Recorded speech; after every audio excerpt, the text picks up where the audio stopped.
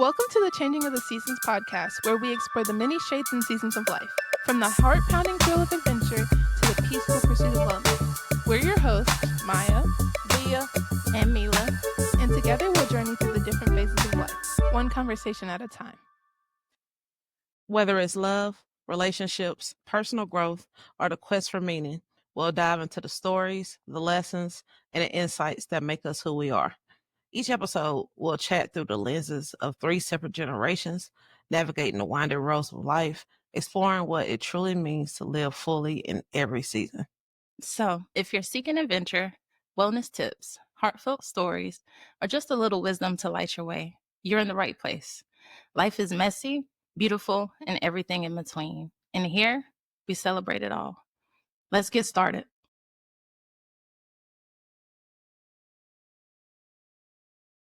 My nieces got me, this is a grande hazelnut oat milk shaken espresso. How do we end up with hazelnut? What happened to brown sugar? I said, give me what you got me last time, so I got you what I got you last time, because last time they didn't have brown sugar shaken espressos.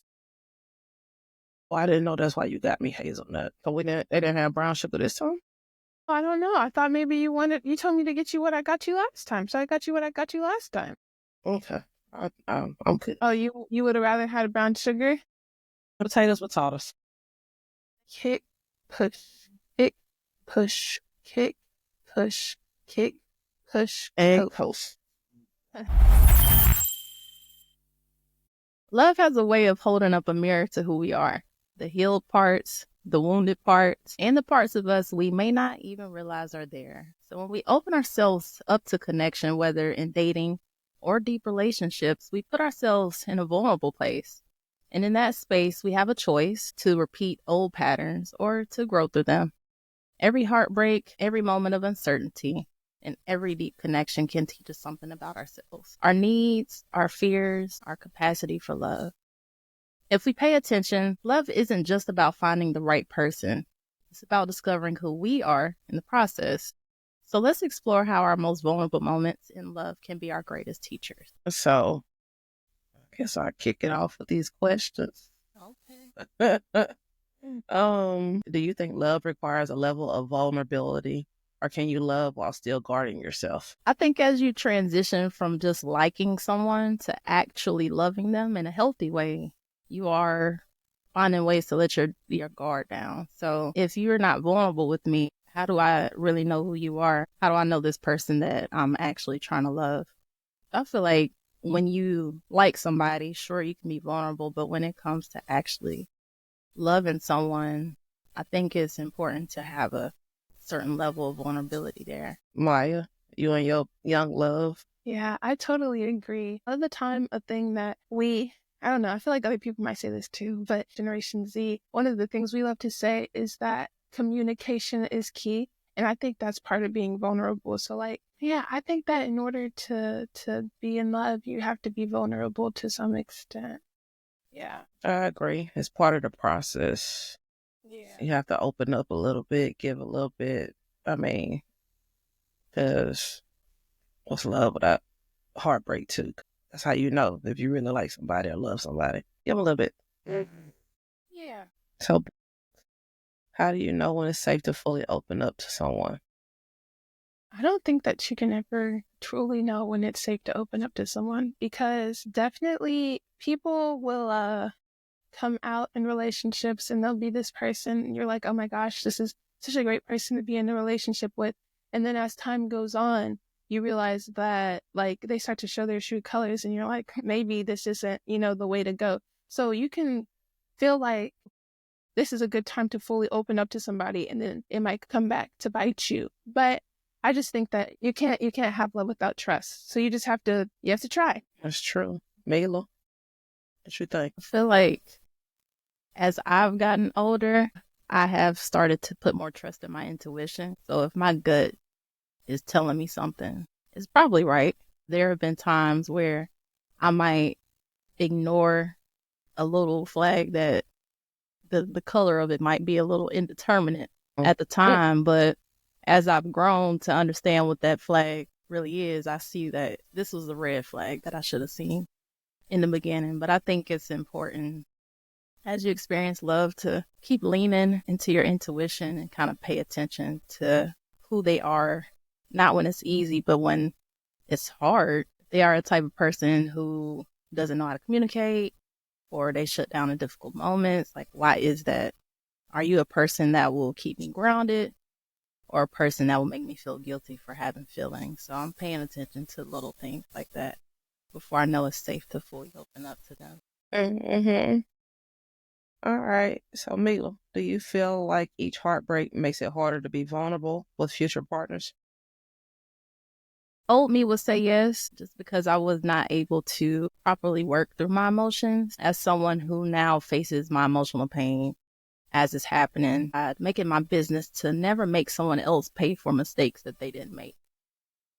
I Mm. completely ensure I've closed the chapter Yeah. I before. wish I could snap my fingers. I completely ensure I've closed the chapter before I move on to another. And I think in doing that, it allows me to be open with the next person because I'm not distracted by grief and pain from someone from my past. I'm not clinging and holding on to hurt dealt by someone who is no longer relevant to my future. Buggy, you got something to add, boo? I think that was pretty good. Yeah. Like, love is worth, you just have to trust people. So yeah, sometimes you just have to try. Right.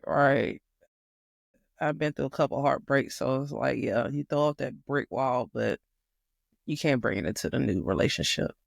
Yeah. Give them a chance, Still got to be a little guarded, but at least you'll know what to look for now.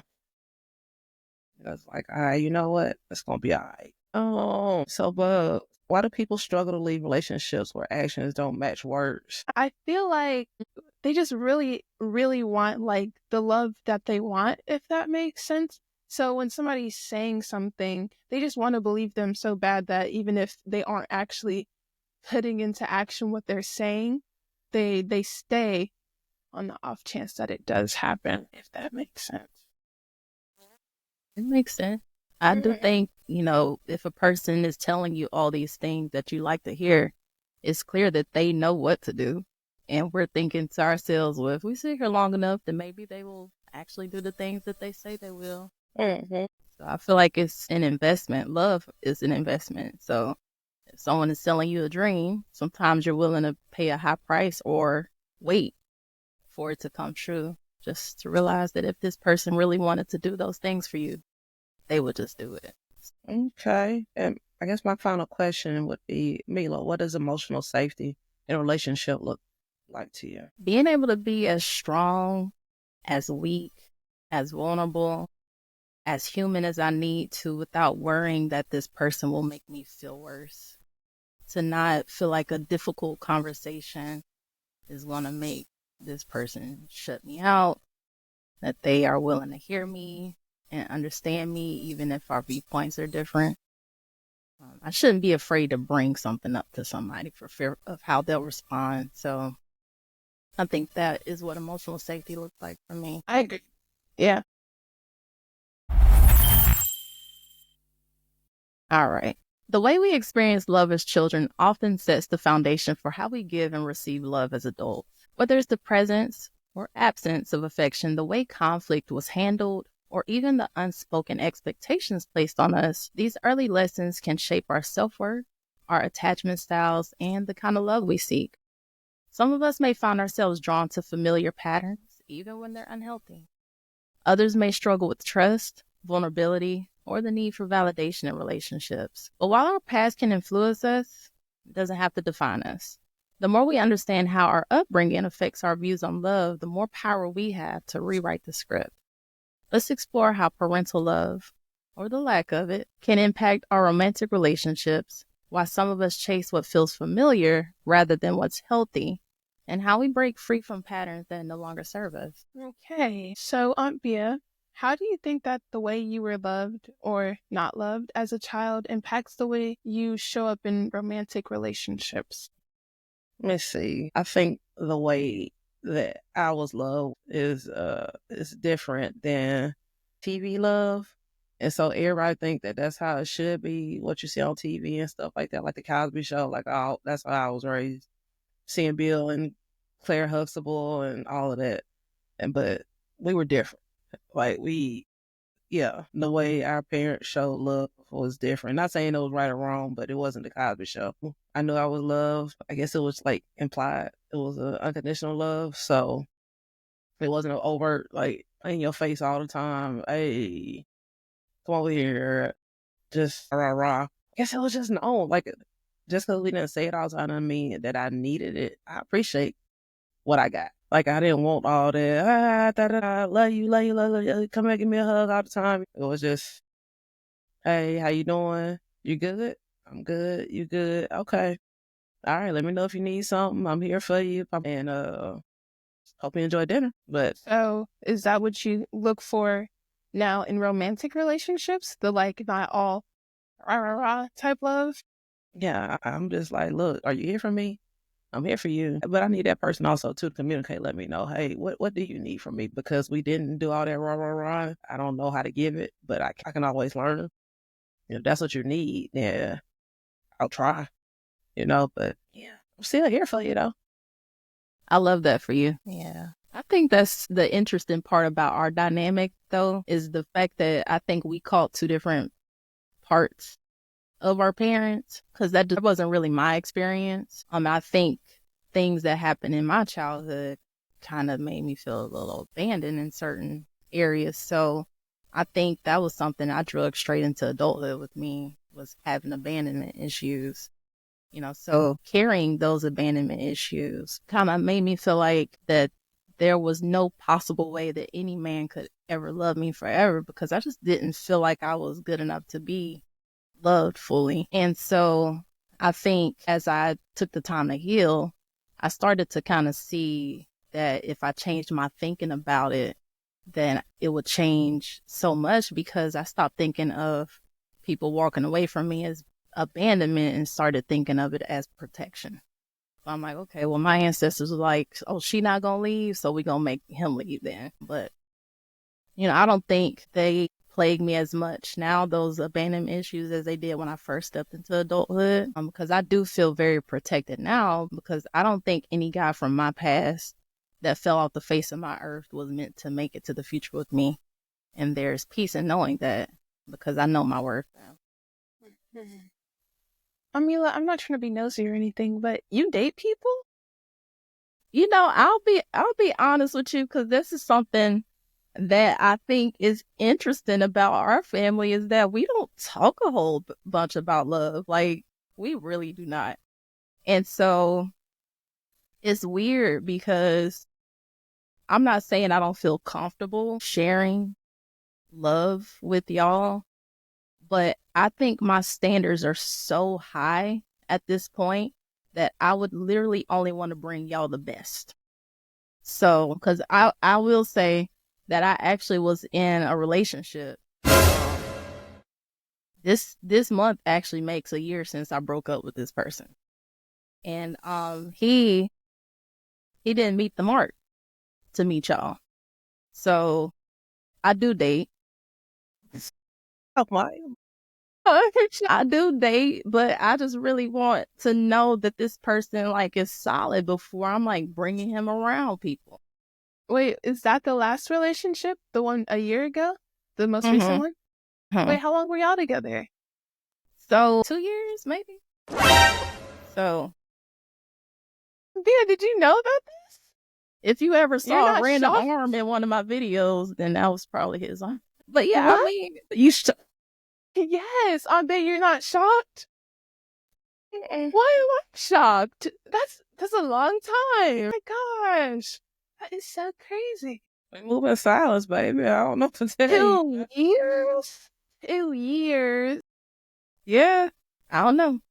He just didn't meet the mark. I need to go back and look at these videos from a year ago. Like, wow. I see the arm right there. Wow, investigate. First of all, she was like, hold up, you date? Hey. All right, she was like, hold on. I thought you hadn't been in a relationship since high school. Wow. Not on, what was it, the guy that used to play the Guitar Hero with? That was a while ago. Yeah. But honestly, that was the last relationship before that one, if I'm being honest. Like, I will talk to people, but as far as the exclusive relationship, that really actually was the gap. Like that guy when I was 18 to what was I, 31, 32? 2 years. Oh my gosh. I didn't notice this for 2 years. Yeah, yeah. So, I mean, I don't know. It's interesting. I feel like, because I mean, look at your uncle. Like, you But know, like we knew about her. okay, I get that, but I'm saying we don't really be talking about nothing. You know what I mean? Yeah, that's easy. Is it? Okay. I mean, because you see, I don't roll up on your daddy and be like, hey, who you dating? Right. You know? But Please, I we like don't. I mean, but how does that make you feel though?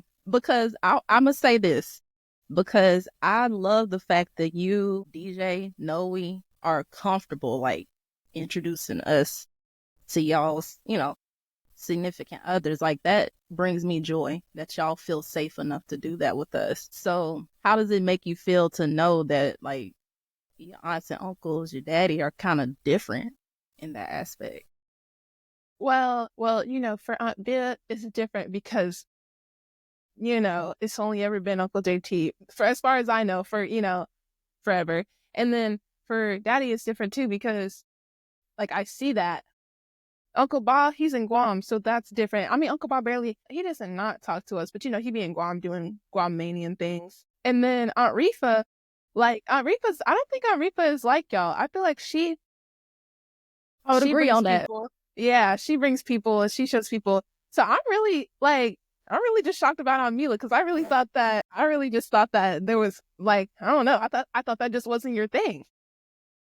See, it kind of really is. And if I'm being honest with you, because this guy kind of like really wanted to be in a relationship with me. And I really was like, I don't know, you kind of broken on the inside. I don't know if I really was going to be with Oh, so all I asked of him was like, okay, if we're going to be together, I'm going to need you to agree that you are about to try and heal.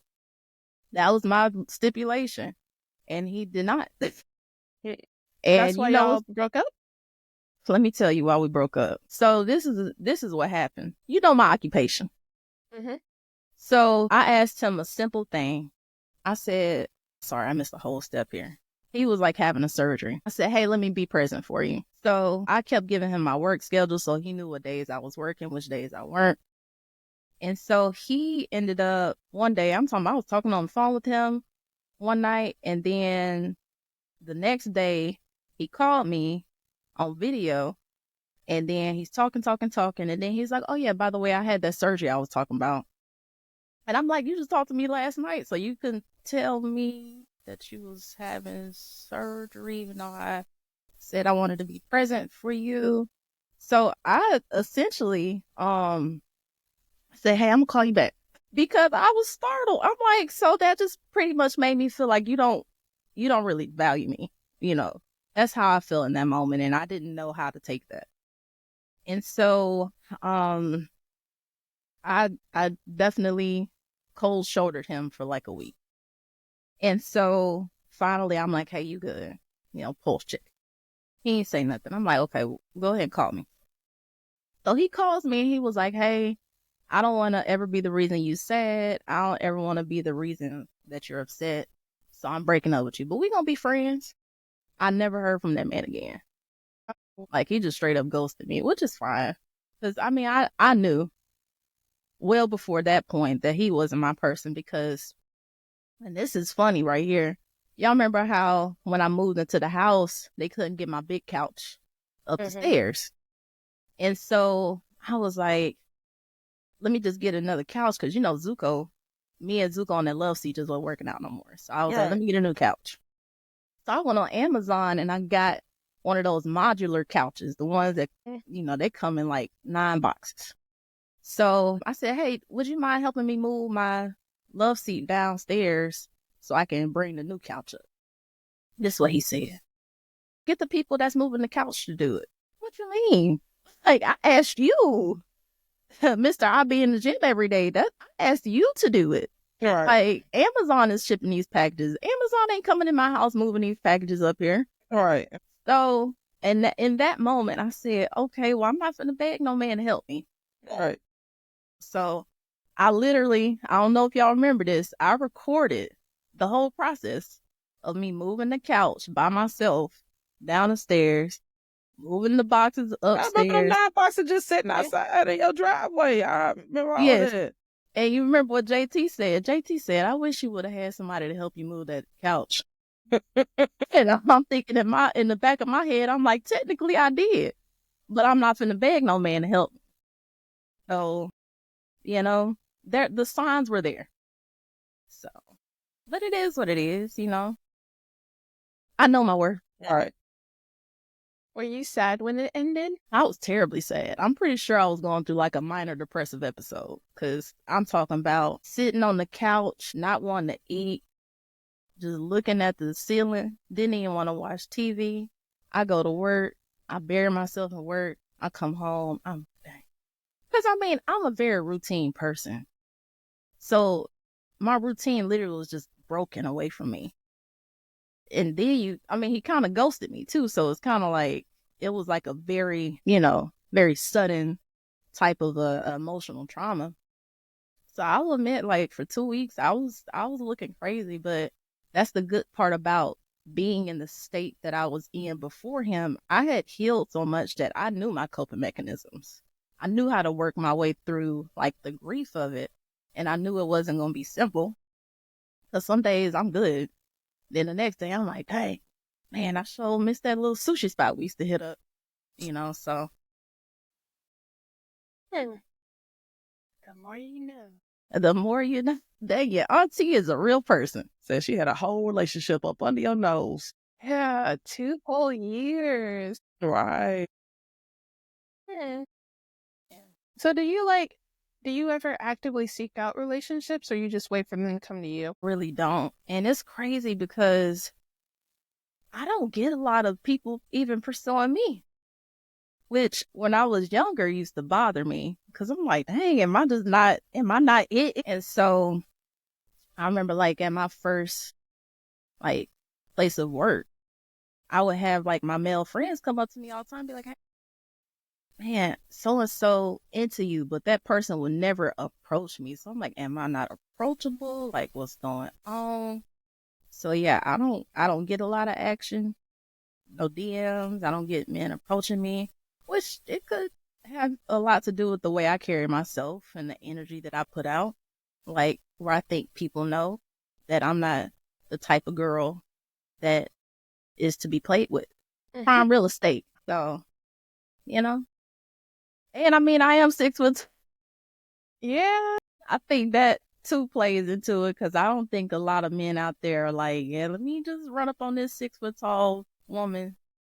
And Yeah, I think that's definitely a factor because to me, I feel approachable. It's not like I ever have a mad face on. I'm pretty much always smiling. I don't have like a angry voice, I feel approachable, but everybody's like they'll come up to me when I get to know people and they'll be like, "Oh, I was scared to talk to you."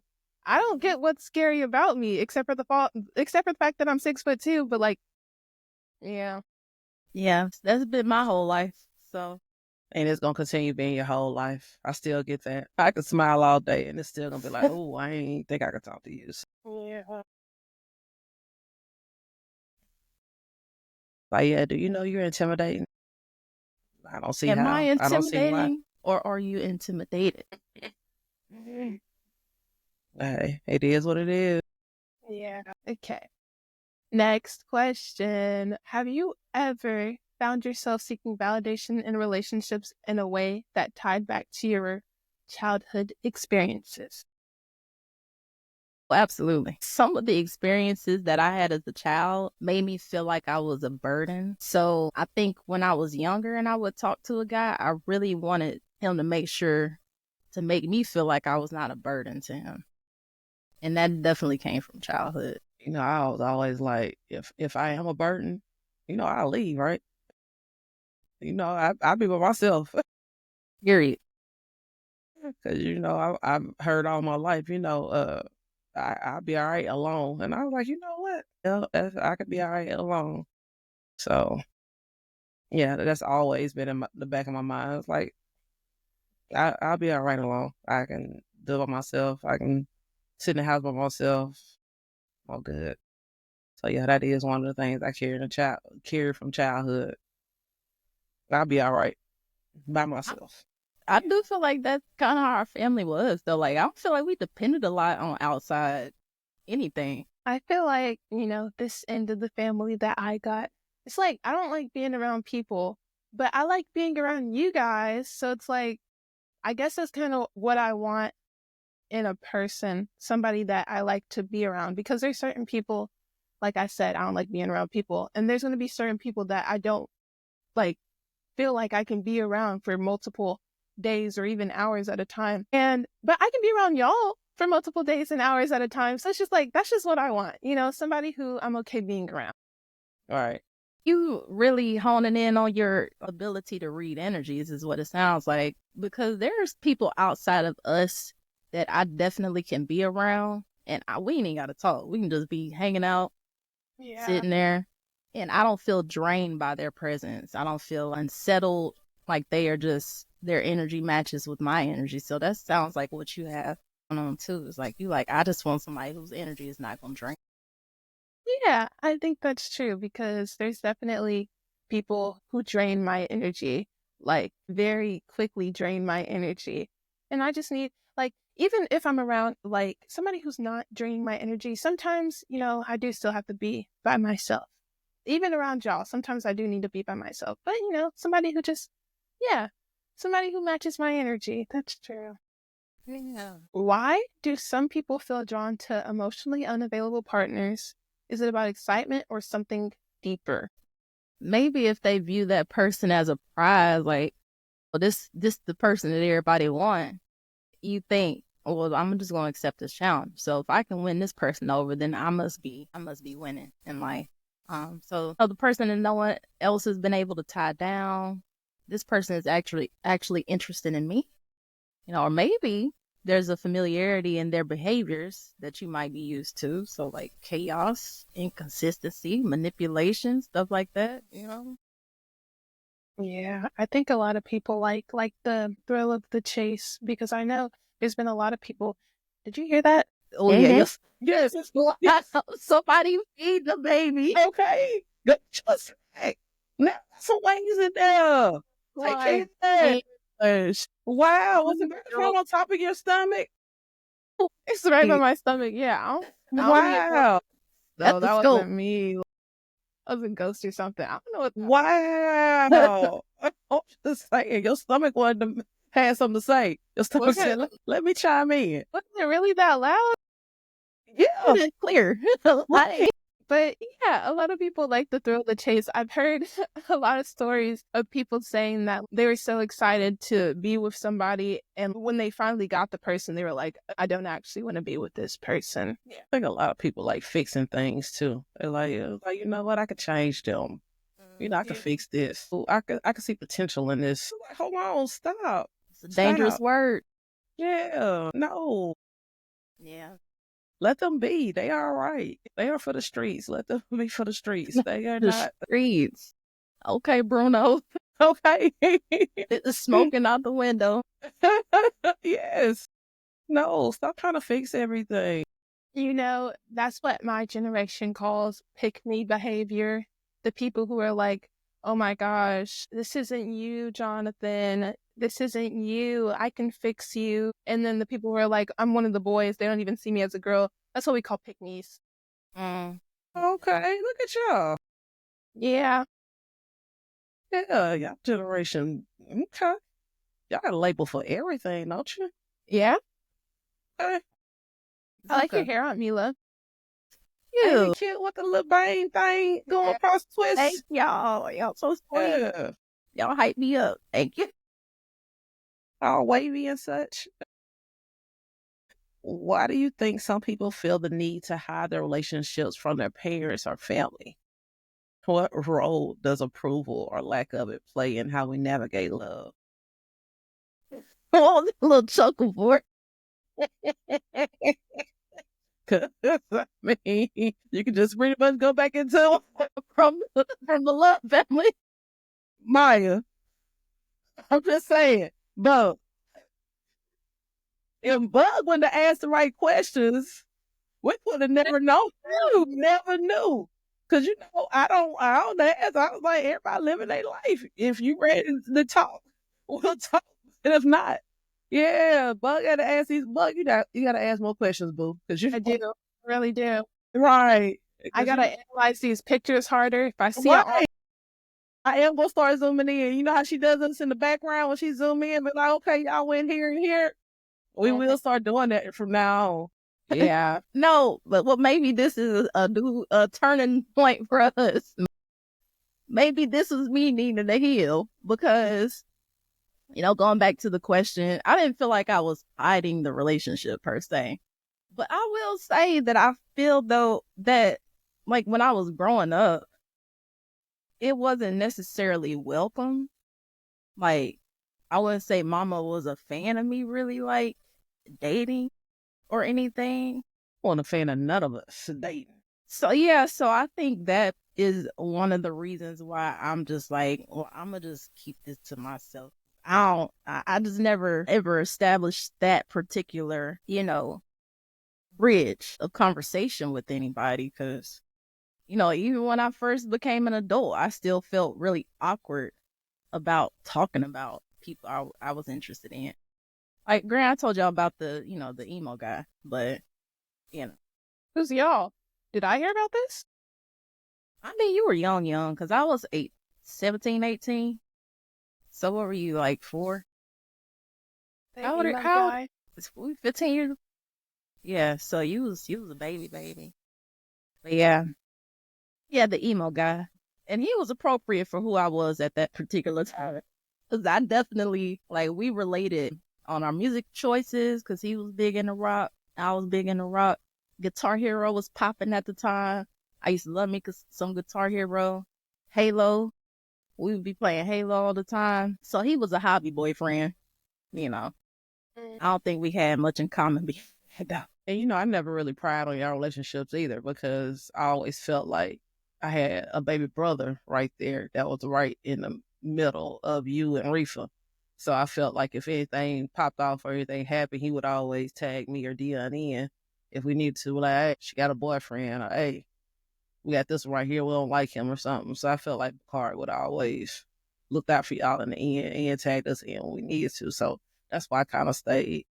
I never really asked questions because Bob always knew what was up. And it's like, all right, Bob, as long as you got him, let me know. Me personally, in the beginning, there's only been 2 people. But the first person, I didn't really hide that. At first, I was kind of reluctant because my whole life, it was the, how they're like, oh, you can't date until you're 30. You can't date until you're 50. You can't date until you're, in your own house, moved away. So for a long time, I was nervous to, even try to date, And then eventually I was like, okay, I'm in high school. I'm 17 years old. Let's see what happens if I say something about this. So, said something. And then I didn't hide from the family. I didn't have to tell everybody because I tell one person and that person goes and tells everybody else. So it's not like I can hide anything. Okay. Honestly, I think if I told Aunt Mila would keep it to Aunt Mila's self. But Aunt Bia definitely goes and tells everybody in the group chat. Did y'all know? But did you know? All right, this is how you presented it to me, though. You said, hey, Bia, I got a Valentine. And so I'm sitting here like, what does that mean? It's like, I got a Valentine. Like, he bought me something. Like, this is what I'm like, okay. So when you put it to me like that, then I'm like, hey, it's time to hype up. Because I ain't want you to feel any kind of, like, I ain't want you to have to hide anything. I ain't want you to have to feel any kind of pressures or nothing. So I'm like, hey, let's clap it up. She got to. But even, what if I wanted to tell everybody else myself? Well, you should have said that. You should have told me, hey, but don't tell anybody. I'm going to let the family know. Like, okay, then, I'm going to respect your choices. Okay, but what about DJ? DJ was like, I got a girlfriend, and you went and told everybody that DJ had a girlfriend. Sure did. Exactly. Sure did. To the house, too? Yes, y'all all did come to the house to meet the girl, I guess. Shoot, that was cause like one of them, he came in the kitchen one day. He was like, "Hey, Ain't Bill, this my girlfriend." So I was like, "Hey, y'all, DJ got a girlfriend." Shot it out, and then the next one, we all rolled up to the house because they was like, just like we were gonna roll up to with you. You already had a plan in place. Yeah, but okay, So yeah. I'm just saying that's what we The do. moral of the story is the Valentine's Day thing. Okay, maybe you might have just been trying to hype me up, but you definitely, if I would have presented it to you a different way, if I was like, "Hey, I got a boyfriend," you would have done the exact same thing. Yeah, you would have had to say, "Hey." Exactly. Yeah, if you would have said, "Hey, don't say nothing." Why do Oh, I you have to know, say tell it? one person. I think this was an important conversation for us to have. So maybe we need to just get together as a family and just say, okay, why we struggle so much on the topic of love? Mine is Sharifa. It's refreshing though that, like, seriously, that you, DJ Noe, feel comfortable talking to us about that. Like, that makes me feel good because I'm about to be a little seasoned. And I still struggle with the idea of talking about this potentially imperfect person to y'all, because I'm like, if I'm going to present a person to y'all, this person going to be, up there. My echelon, my criteria is up here. So, maybe that's something that we should all, work on as a family. Right, because he got to be tough. Whoa, Thanksgiving. Yeah, that was rough. It was. Probably was. That was a classic there. That was like, The little house. Anybody that goes to get at the little house. and you know what? The little house is one of them tests. If you make it through us and then you get to the little house and you can take that, yeah, you might be, you good. Yeah. Ain't no filters at the little house. None. None. I'm glad I got to see these things transpiring as I was growing up, because whenever I decide to bring a new person into, the family, into the mix, I warn them, I let them know what's going to happen so that they can react accordingly. Because if it, like how Uncle JT picked up Noel's boyfriend at Thanksgiving. he was sitting on the couch minding his business for graduation. JT came in there saying, "You who?" And picked him up just like this and threw him back on the couch. And I'm like, "Baby, that's what your uncle do." Right. But they teeth kicks in though, cause remember old boy that lived down the street from me when I was in Alabama? Yeah. Man, cause I wish I could have been on the 3-way call to whatever JT said to him. That made him stop stalking me. All right. JT said, "Dion, you doing what? Don't worry about it. I got this." Hey. Okay. Thing right there. If you ever have somebody stalking you, better let us know. Okay. I would. Yes. Yeah. Myah got to witness it herself, but we didn't get to hear it. It was a guy. Oh my gosh. I still want to know what Uncle JT said. No, that was wild though. That man popped up at my house in the before 6 and the after 8. Like, you gotta come during business times if you just gonna pop up at somebody's house. But why are you popping up at my house, first of all? Right. Like, we ain't never fool with you like that. Right. But see, this was the thing that I said. I said when he moved out the neighborhood, he couldn't see me walk Zuko to the dog park every day, so he couldn't get his fix. All right. So that's why he kept coming to the house after he moved out, because he was like, dang, I ain't seen her all day. We should have known something that day. We tried to go to the pool, get them Chick-fil-A sandwiches, and right. Mila, lift up. Why don't I remember that? No. It was wild. Yeah, we tried to go to the pool just to hang out. It was grand opening. I remember the chicken sandwiches. Yeah, we had like 8 chicken sandwiches that day. Well, I was focused on the wrong thing. We ate some chicken sandwiches. Yeah. No, but that one, we got that gate. He did. He sure did. Boy, yeah, he was very peculiar. He used to, when I walked back from the dog park, he'd come outside. So that's how I knew he was watching me out the window. He would come outside in his robe and pants, sleep pants, with an acne face mask on, with a piece of meat bone to give to Zuko. He's like, "Oh, I saw y'all walking by. I just wanted to get this whole bone to your dog." Oh, No. And then I'll let's go get the bone, and as soon as we get in the house, give me that suka. Hey, so you know you don't eat this. Give me this. Hey, I mean, that was just some peculiar behavior. Man. But yeah, Okay, we got so far off the topic. we did. Well, that's that love. I'm talking about JT love. His love to protect and love Right. family. Because JT be ready to roll up anytime. Right. Anybody need anything? Oh yeah, JT, this is what's going on. All right, give me up. What's the phone number? All right, where Right. we going? Where is it at? I'm on my way. Yeah. You know, speaking of love, since we're on this topic, I had to do an assignment in one of my classes. It was like something that's culturally significant to us. And what did I do? It was a picture of all of us outside a half shell, the one that Aunt Mila put her Michael B. Jordan and her in. And I was talking about like how food is culturally significant to us. I feel like we show our love through food for sure. Because like you go up to the country and they'll just like make you a bunch of food and they'll keep feeding you and they'll keep feeding you. And then if somebody's not there, they will be like, DJ's not here. Man, if DJ was here, he would have ate all these eggs. Yeah. Yeah, yeah, yeah. Is that a love language? Is it Yes. 5 love languages? Is food the 6? New love language. Yeah, food. Oh, definitely is.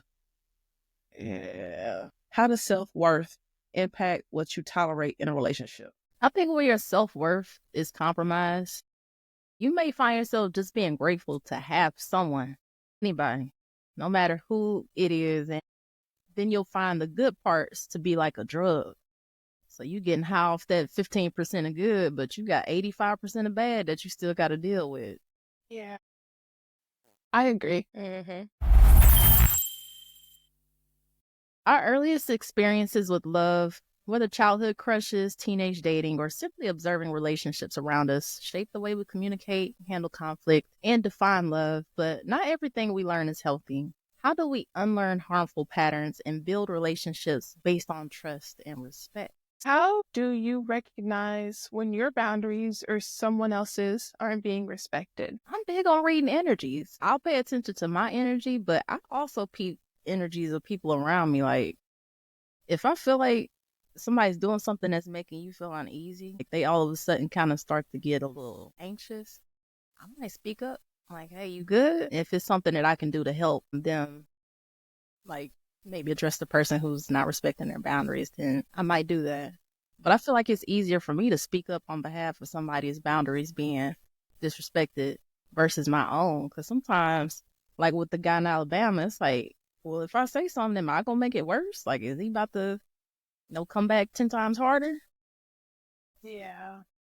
I agree with that. Seeing when I feel like other people's boundaries are being disrespected.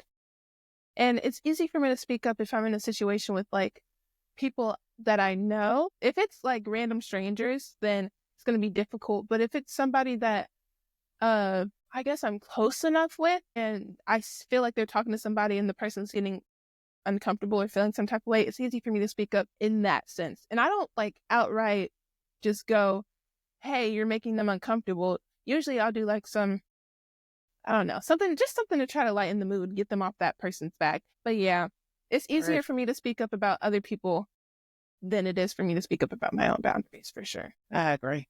Yeah, because I definitely can speak up for other people. And I be like, I guess like me, looks like give people a cold shoulder if I feel like you're trying to cross my boundary or a boundary I don't feel like answering. It's all good. I'm good. You know, well, okay.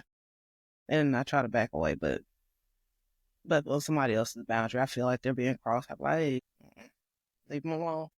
Do you think you'd be able to identify if you were the toxic person in somebody's life? No, because I know I ain't toxic. You got to let me know. That You was gotta so speak up. matter of fact. To be blessed and highly favored to know me. Hey, what? Yeah. Oh, I always have some positive energy. I'm always trying to make sure, hey, we doing good. You're all right. No matter what. Look, I'm going to put you on that pedestal. Even if you don't think you deserve it, I'm going to give you your flowers. I'm just trying to hype you up. So, yeah, no. Like, now, if you don't like positive energy, Yeah, I guess I am. But I try to be a ray of sunshine to everybody. Not a ray Yeah. of sunshine. Okay. Yeah. I don't know. I think sometimes people process things differently. So even though I feel like I do try my best to be very aware of what I'm saying to people and what energies I'm putting out, I do know that people go through different things in life that will make them react differently to things than I would. So, I mean, I might have been toxic to somebody that I might have said something that was triggering to them and didn't even realize it. And if anybody out there feels like I was ever toxic in their life, I'm sorry, I didn't mean to. Oh, and I I do meant that too. good. Yeah, Yeah, heart be in the right place. it do. It came out wrong. Yeah, Yeah, I'm sorry. yeah. Oops, my bad. I feel like Myah, I feel like there have been times I might have been toxic a little bit to you because I mean, I definitely was a kid given the responsibility of an adult. So, I mean, I was growing up learning how to adult while I was still a kid. So, I mean, I'm sure there were times that I might have said something to you when I was taking care of you where you was like, dang, Auntie Mila was just cold. So, I apologize to you as well. No, you're good. I can't think of anything. Well, that's good. You didn't traumatize the baby. Yeah. They leave it lasting memories, lasting scars, or anything. For me, though, toxicity wise, I don't think I'm ever able to tell if I was a toxic person. And, somebody in a relationship, if I'm the toxic person, I don't think I can notice. For other people, I feel like it's easier to notice when it's not a relationship that you're in. I don't know. When you're on the outside looking in, I guess you can tell because when you're in relationships, sometimes you look at people with those rose tinted glasses, and it's like it's easier when you don't have the rose tinted glasses. Me personally, I feel like because I've only been in the two relationships, right? So the first one, I feel like the person I was with brought out the worst in me for sure. I feel like they were toxic, and in return, I was toxic back. Because, like I said, communication is key, and I feel like I just wasn't able to be a calm person, if that makes sense. But now, thankfully, I feel like there are moments definitely where, like, I do get a little persnippety, but overall, I try my best to like stay calm, cool, collected, not toxic, because I like am afforded the leeway to do that, if that makes sense. Yeah, that's beautiful. I love that. Yeah. Hold on. Yeah. Also, you want to see my nails on me, little? Are those clowns? Yeah, they're clowns. They're really cute. Like Thank it. you. Y'all so cute. Do you think you move quickly or slowly in relationships? I move slower than a tortoise. I think it takes me a while to put enough trust in somebody to think that something is real. Cause I'm like, I feel like them first couple months dealing with somebody, they putting on their best. But for me, I feel like I'm giving people my best all the time. So I'm like, I'm gonna give you my best and you're gonna give me your best, and I'm gonna see if your best can keep up with my best. Because if yours fall to the wayside, then I'm like, okay, so you was just putting on. This ain't really who you are, you know. So, what was the question? Because that didn't even answer the question. Do you think you move quickly or slowly? Yeah, but to go back to that, I think I move slowly emotionally. I feel like I've only ever felt what I think being in love feels like for me, just in that last relationship. And I knew that I had love for this person because before we ever dated, we actually were really, really good friends. And so I had the time for it to like slow cook into something meaningful. Slow burn. Do you ever think maybe you should have just like stayed friends? Do you feel like y'all would have had a better relationship if y'all were friends forever? Really, like I was saying earlier, I really did not want to be in a relationship, but I told him, like, if you are ready to heal, then we could do this. And genuinely, I just think us, going that route ruined something that, could have had some longevity. Maybe I was really toxic in his life is the reason why he ghosted me, but, he was definitely toxic in my life. Oh, like quickly or slowly. I've been with JT for how long now? So yeah. How long have y'all been Cool. together? Let me see, it's March. So since 9/9/2000. Yeah. This is for Happy the 99s 9/9. and the 2000s? Yeah. Off and on, break up, get back, break up, get back. But yeah, March Madness, that's when we were like, all right, well, it's gone. It was 99. How has social media influenced control in relationships, such as tracking locations, going through phones, such and such? Yeah, social media, I don't participate that often. Turn off notifications. And then I only go to work. I'll see where I go all the time. So I mean, Who Yeah. mama know where we at all times. right, right. Mama hit me with, well, you ain't just look at my life 360. Mama, I know I didn't. I didn't look like it. The Life 360 and the Google Maps. Like, Right, I go missing. I know who gonna find me. right. Yeah. Yeah. Shoot, Samsung just put another one on there called Find. I guess it's just like the Apple tracker where you just look on the map. They made it convenient now. I'm like, okay. So yeah. I can say that I have had experiences where social media was really toxic. I definitely have had people tracking to see what I'm liking on the Facebook and stuff like that. But I see people making comments where you could tell it's aimed at their partners, where it's really passive aggressive. And, I know people will block somebody just to get a reaction. So I think social media can definitely be a little toxic in relationships. Definitely, definitely is. Nowadays there's on TikTok you can repost videos, and that's like another way to like attack people very passive aggressively without actually attacking them, because you repost the video and hope it pops up on their For You page. Because even if you're not following each other, you can still see like people you're not following's reposts, and then you scroll through all the reposts and it's all this stuff about me. And then on Instagram, you have notes, so people be posting notes, and then the person that they're posting the note for is like, oh, is this note about me? And then some people be going back and forth on notes. And then a thing that people do now is like, if something happens in their relationship, they'll think of a song, they'll put the song in their notes, no words, just a song, and the person knows it's about them. It's just social media. I've done that. MySpace. What we used to have. We used to do that. Right. Guilty. When I was a kid on MySpace and somebody made me mad, I would just put a little song up there, change my top 8. At school, we had voicemail boxes, so that's what I used to do. Just re-record my voicemail box to a song whenever I felt. So yeah, like we had an actual, hey, leave a message after the beep, but I could change that up. Yeah, that's what I used to do. Yeah. Thank God for growth. Right. But on notes, though, that's how we communicate. That's deep. I'm going to start paying attention to notes. Okay? That's how I get all the drama. I be on notes. I be paying attention. I put the pieces together. Okay. Okay. That's exciting. I got off of Facebook because I guess I was friends with a husband and wife or something. I don't know, girlfriend and boyfriend.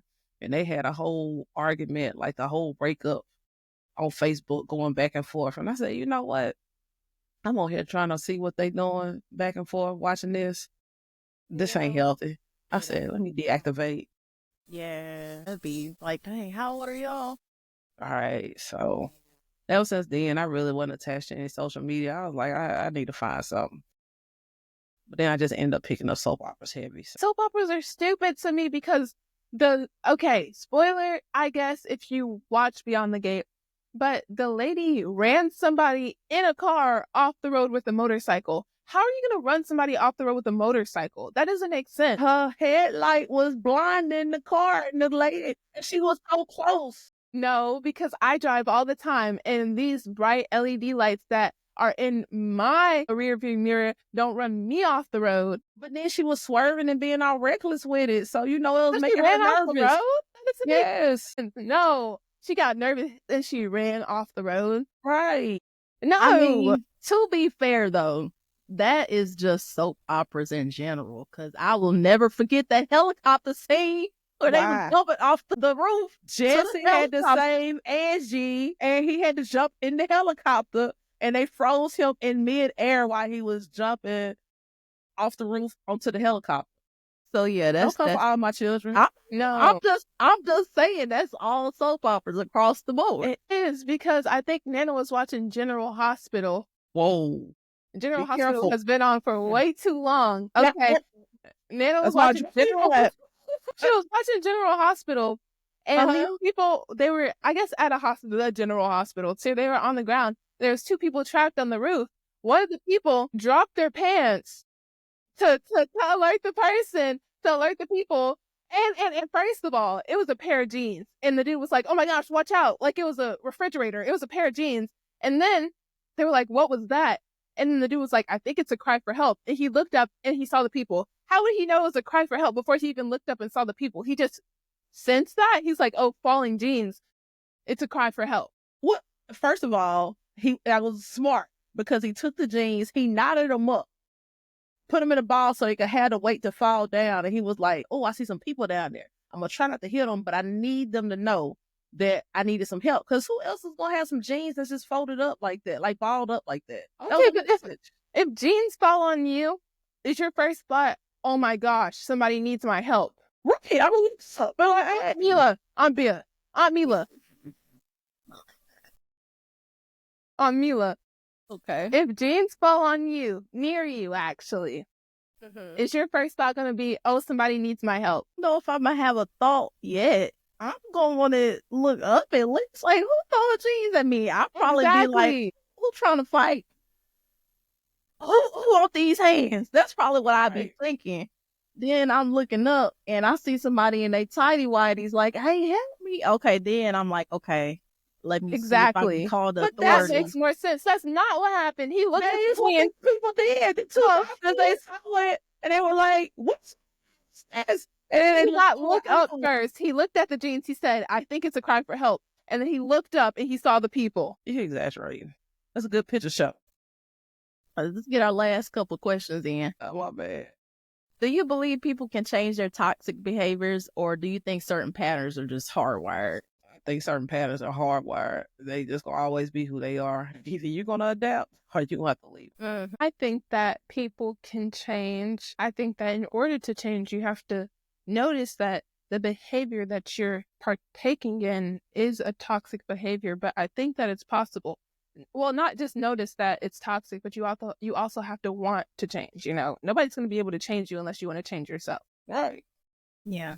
I do think for me to add an extra layer on there, I feel like if I'm talking to somebody who's like an adult, like you in your 40s now, your 50s, and you still acting like this, it's a wrap for you. I ain't got no faith you gonna change. I really don't. And that's probably why we answered the way we are, because I was like, you know, because I'm like, if I meet you right now, that's who you are. You are who you are. Huh? Right. Like if you didn't feel like you needed to change this before you met me, I'm not gonna have this fight with you. Right. Do you? Right. Yeah. Me and Alan were talking the other day. We were like, no new friends. I ain't got time to be trying to train somebody to get used to somebody else. Exactly. I'm not training nobody else. Hey, we already know our friendship. We know who we around. We good. And bring somebody else into the fold and be like, hey, no, we're at that age. Like, I can't do it. I feel you. Yeah. Okay. Love isn't just something we find in another person. It's something we cultivate within ourselves, whether we're dating, happily single, or healing from a breakup. Every stage of love is an opportunity to learn about who we are, what we need, and how we care for ourselves. Dating teaches us about connection and vulnerability. Being single can be a season of self-discovery. And breakups, painful as they may be, can hold life's most valuable lessons if we allow ourselves to reflect and heal. So how do we navigate dating with intention? How do we embrace singlehood as self-love rather than loneliness? And how do we care for ourselves after heartbreak in a way that makes us stronger rather than bitter? What are some of the biggest misconceptions about being single? People out there who do not know how to thrive alone. And, being alone does not mean that you're automatically lonely. And not everybody needs a person in their life to feel complete, to feel joy, to feel love, to go on adventures, to go out to eat, to go to the movies, to travel, to be at peace. And I think everybody should, date themselves and learn how to do things alone outside of their relationship. And I've actually had people project on me, right? People who will express things like, well, you'll find somebody one day. Don't give up on love. I'm not an ass. Who said that? Who said And why did you offer that? Right. Like, just because you would be sad alone doesn't mean I'm sad. Like, Right. get your projections off of me. Right. Oh, because like I said, me and JT been in a relationship forever, but I still will go to the movies by myself. I will still go eat by myself. Just because we're in a relationship doesn't mean like we always got to do everything together. It's like, hey, I'm going to see this movie. He be like, all right. And like, I'm going to eat here. Okay. Yeah, just bring me back something. I don't want that. It's like, all right, well, you go your way, I go mine. But yeah, it's all good. I don't do anything by myself, but that's not necessarily because it's not because like I'm scared to be alone. It's just because I don't like going places by myself. Yeah. Did we do that to you? No, I think it's just the way I was born. I mean, maybe you'll eventually grow out of that. Yeah. But if that's what makes you happy right now, then, because, if I really wanted some company, I will go to insert random restaurant here and just put y'all on the video chat. Yeah. Yeah. Because, I'll send y'all a picture of whatever I'm eating in a heartbeat. What's the hardest part about a breakup? Is it losing the person or losing the version of yourself that you were with them? The hardest part about the breakup is the loss of the routine. It ain't even necessarily the person. It's just the fact that, a little piece is just gone out your routine. That to me is the sucky part. I guess for me, I'm always trying to think forward and trying to think for the future, which I know is terrible in relationships because you already like got a ring on it and you already got a house and all of that. And I'm like, damn, we're going to do this, we're going to do that. And it's like, I'm going to throw away all them plans, regroup, start over again, and figure it out. But yeah, I go too far in the future. I think I agree with you both because it's definitely not me losing the person who I was during the relationship because I feel like I act the same like in every situation. But like realizing that I can't do this with this person anymore. I guess like the routine thingy too, especially the finishing shows by myself. Yeah. Okay. Yeah. The way we are loved, the lessons we learned or didn't learn from our parents, and even the patterns we fall into can all influence how we navigate relationships. But the beautiful thing is we are not bound by the past.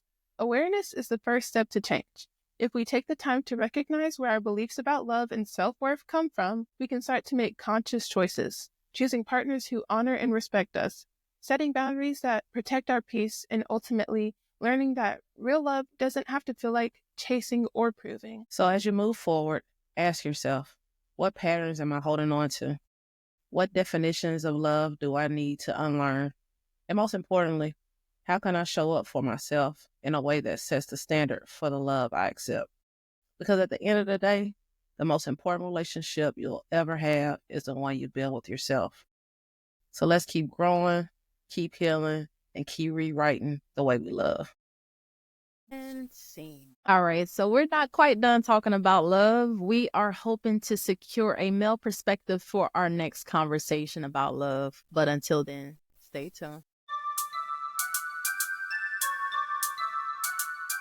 If you enjoyed today's episode, don't forget to hit that subscribe button and leave a review. We'd love to hear your thoughts on today's discussion. Feel free to reach out to us on Instagram at Changing of the Seasons Podcast. That's Changing with a capital C, OTS, all capitals, pod, capital P, or drop a comment below. Thank you so much for tuning in today. This has been the Changing of the Seasons podcast, and we're your hosts, Myah, Bia, and Mila. Until next time, keep protecting your peace and loving on yourself.